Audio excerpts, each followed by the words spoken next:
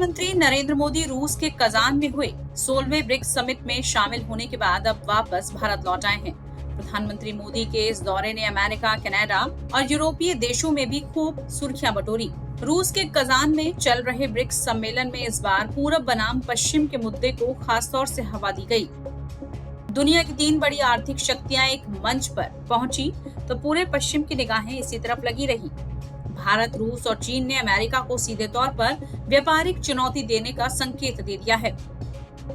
BRICS में शामिल देशों ने आपसी कारोबार के लिए अब डॉलर की बजाय स्थानीय मुद्रा में लेन देन करने की बात कही। इसका मतलब है कि भारत इन देशों से डॉलर की बजाय रुपयों में लेन देन कर सकेगा। वहीं अभी ग्लोबल ट्रेड में ज्यादातर ट्रांजैक्शन डॉलर में ही होती है। ब्रिक्स देशों ने बुधवार को व्यापार बढ़ाने और स्थानीय मुद्राओं में वित्तीय निपटान की व्यवस्था बढ़ाने पर सहमति जताई। साथ ही स्वतंत्र रूप से काम करने वाला सीमा पार निपटान और डिपॉजिटरी बुनियादी ढांचे की व्यवहारिकता का अध्ययन करने और ब्रिक्स पुनर्बीमा कंपनी पर भी सहमति व्यक्त की। सदस्य देशों के नेताओं ने 21वीं सदी में नव विकास बैंक को एक नए प्रकार के बहुपक्षीय विकास बैंक के रूप में विकसित करने पर भी सहमति जताई और ब्रिक्स के नेतृत्व वाले बैंक की सदस्यता को बढ़ाने का समर्थन किया। एक्सेलेंसी, आपसे मिलकर खुशी है और जैसा आपने कहा 5 साल के बाद हमारी फॉर्मल मीटिंग हो रही है। हमारा मानना है कि भारत और चीन के संबंधों का महत्व केवल हमारे लोगों के लिए ही नहीं, लेकिन वैश्विक शांति, स्थिरता और प्रगति के लिए भी हमारे संबंध बहुत अहम है। एक्सेलेंसी, सीमा पार पिछले 4 वर्षों में उत्पन्न हुए मुद्दों पर बनी सहमति का हम स्वागत करते हैं।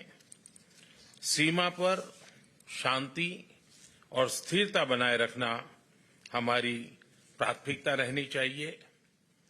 म्यूचुअल ट्रस्ट, म्यूचुअल रिस्पेक्ट और म्यूचुअल सेंसिटिविटी हमारे संबंधों का आधार बने रहना चाहिए।